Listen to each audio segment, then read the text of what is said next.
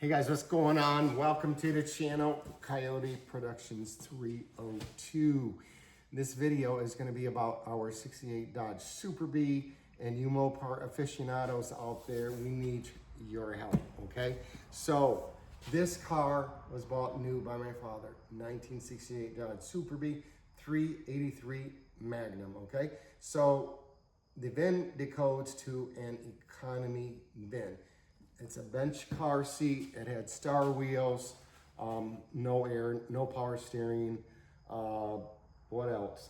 Trim on the bottom. You had the trim molding around the fenders. 383 Magnum, if I didn't mention that already. There was no pie tin, and it had chrome valve covers. Now, the car came in, I believe this is a V2 blue. I have to check that again. It's in the VIN. Painted black top. This is a coupe it's a post car. So I'll let you guys take a look, and I got two questions for you, maybe three. My father said it did not come with a pie tin. This is a 383 Magnum car, okay? So it came off the showroom floor without a pie tin. So either it wasn't included in the sale because of a economy trim, I don't know, that's my assumption, or maybe it was taken off by the dealer, and who knows what happened to it. The second question is, it came with these chrome valve covers. I have a lot of guys telling me that's not original, they could be Chrysler C. Again, I don't know, it could have been put on by the dealer, but to me, I think they came from Mopar. I could be totally wrong. This is why I need to know. I just need to know, okay? And you aficionados out there, I can show you the VIN number or take a picture of it for you and have you guys, if you want to reference, and help me out. The other thing is, of course, the way the heater hose is routed. Typically, it goes up on the fender wall and then to the firewall. In this case, that wasn't how they were routed, because the housing or the holder for the hoses is sitting on the valve cover. So it was routed on the valve cover to the firewall. Now, you experts out there, this is where I need your help. If you could just reply, let me know your thoughts, get some facts, and then, I'm really interested. Lastly, there is one other thing. I dug deep. My father bought this car brand new. There's 31,800 miles on it. I looked for the build sheet, and the first place I looked was under the rear seat, okay? Perfectly clean, the stuffing and the mat pad, if you will, the burlap, was still completely intact. I put a camera under there. It was so undisturbed. I didn't want to pull the seat out because of the snug fit, and I didn't want to damage it, so I didn't go any further. But the build sheet is not under the rear seat. So I looked under the carpet, or at least felt under the carpet of the bench seat. Nothing there. I didn't look under that seat. I suppose I could do that. Now, I understand it could be up under the firewall or the kick panel, but this is a, again, 68 Super Bee. Maybe the VIN number has I think it has a plant location, and maybe that'll give you guys a clue of where it might be. But my understanding, it depends on the lineman, and they put it in different places. So I don't know, the build sheet has to be there. The interior is completely original, and I'll let you guys take a look at that. It's immaculate. There's a little slight wear and tear in the driver's seat, but the trim, the lights, everything works with the exception of the radio. It works intermittently. And once in a while, my oil pressure gauge goes out, which is probably corroded or plugged up. I need you to pull it off the back of that manifold and get it cleaned up. So nothing too huge. So anyways, if you can hit me up on that, that'd be awesome. Let me know your thoughts. But we'll let you see the car further. But before we do that, I bought some fun parts at Classic Industries. We'll take a look at them, and I'll give my opinion. Now, I'm not, any affiliation with Classic Industries, but We did buy their Magnum 500 wheels. They didn't come with caps. I think you gotta buy them separately. And I almost put them on because the star wheels were on the car. I ended up putting a 15 by 10 stock wheel from Wheel Antiques, right? And I kind of give those a 6, 5 or 6. I mean, they're a stock wheel. They're not meant to be perfect, but they did the job. But I do want to share the 5.5 inch back spacing on the Super Bee. It's not enough for the tire. I don't remember my tire size. I'll share that with you in a moment. But what is happening is the inside of the tire is rubbing on the inner fender panel. Not horribly, but when the car does a little bit of rock or tilt, it just, you know, rubs against it. So to remedy that, we bought these wheel spacers. They're 4.5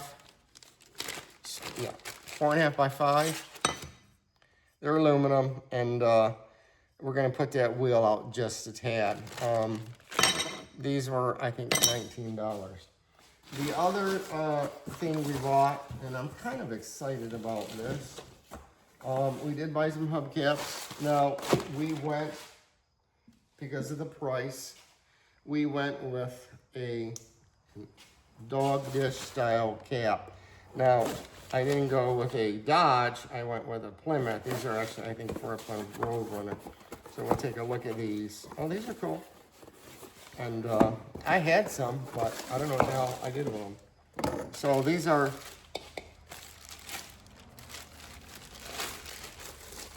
not bad for what the price was. I think I paid, I gotta look, something like $120 or $130 for all four. So, I mean, they'll do the job, right? We'll get them over here.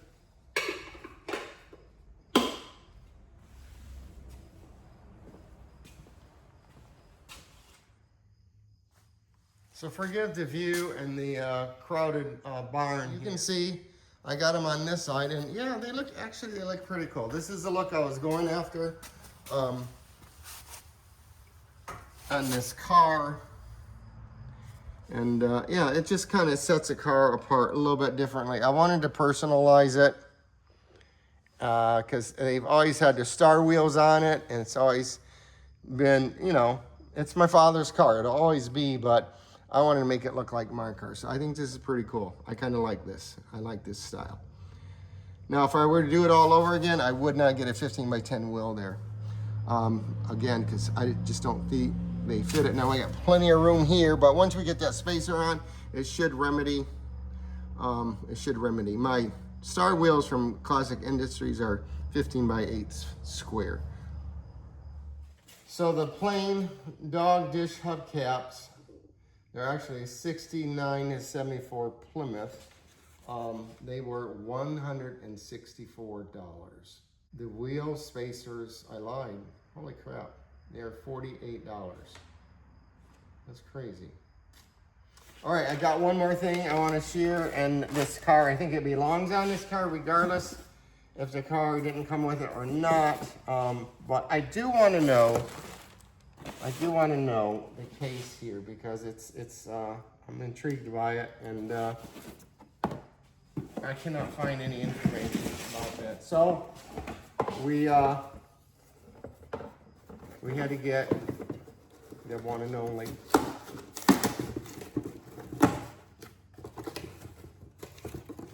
woohoo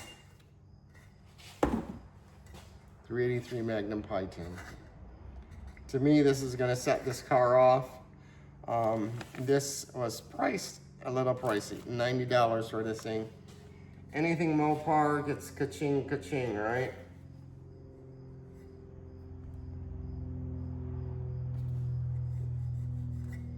Got a spot on it already, so it's not perfect. I'll let you guys take a look at the engine. First, we'll start. Here are the valve covers. Now, again, these came on the car just like that, just like you see it. This is original bracket. This tie, of course, is not original. These were changed out, but the routing goes on the valve cover. You can see it had the valve cover clip for the plug wire as well, and then it actually should have gone here and not here. So when I had those wires changed, I can reroute that later. But yeah, that's it, man. So we'll put that tin on. We'll get another look at it. But you guys hit me up. This is pretty much all original what you're looking at, with the exception of hoses, of course, belts, plugs, plug wires. We did upgrade the ignition with the Pentronics, I believe it is. And the master cylinder was replaced. We got that out of, oh shoot, I can't think of it, outfit out of Detroit. It's a known Mopar shop. Well, let's get the tin on. So I think it looks great. Look at that, guys. Original label, right? How cool is that? I got to get the hose bracket for there. We have one here. And this wing nut, I don't doubt that this isn't original, because this car sat most of its life. So, pretty cool deal. Pretty cool deal. Let's check out the interior. A little dark, but this is still completely original. Look at the trim, the door panels in excellent shape. The dash.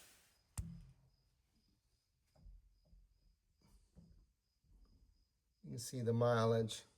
Now what's really cool about this car are the lights.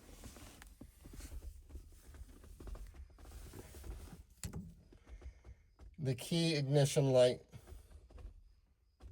still works. The dash light still works.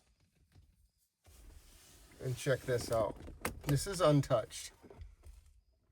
The glove box light still works. Car still has that kind of a new vinyl smell.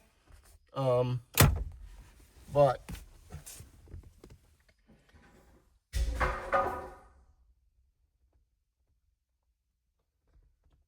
there's a ghost in here.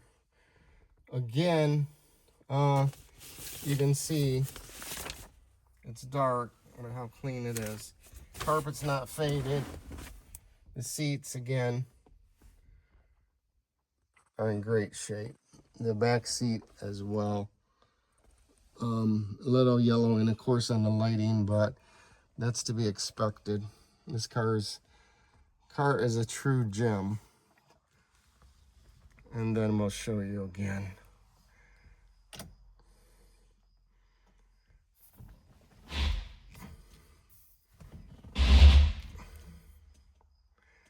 Got some glare coming in.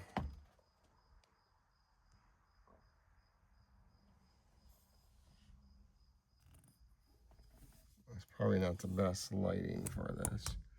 There we go.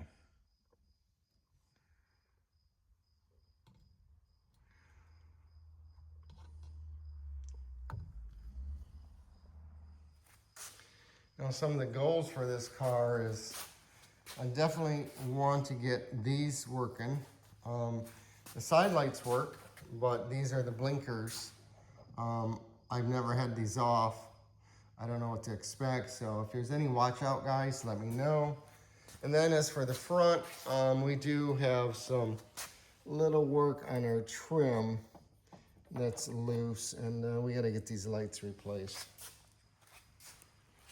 Other than that, new exhaust. We're gonna probably go with a 2.5 inch, and then from the factory manifolds back, and then just drive it and enjoy it. So I'll put the VIN in a photo. I'll snapshot it, put it at the end of the video, stretch it out, so you can grab it if you want to check out the VIN, decode this car, and you experts out there, tell me what I have. I know there's only like 6,000 and some change this car made. But other than that, yeah, it's a really cool, solid car, and it's amazing. It drives great, drives like a new car. It still sounds like an original Mopar, and we'll get a ride in it another time, get this car cambered up, and I did say this in an earlier video, but we'll get this going and make it worthy. Right now it's just kind of late, and it's just too late to get everything moved out and get the car out, so we'll do it on a nice bright sunny day. So hey guys, hit me up. I need to know what's going on with this car. Let me know, and I appreciate your support.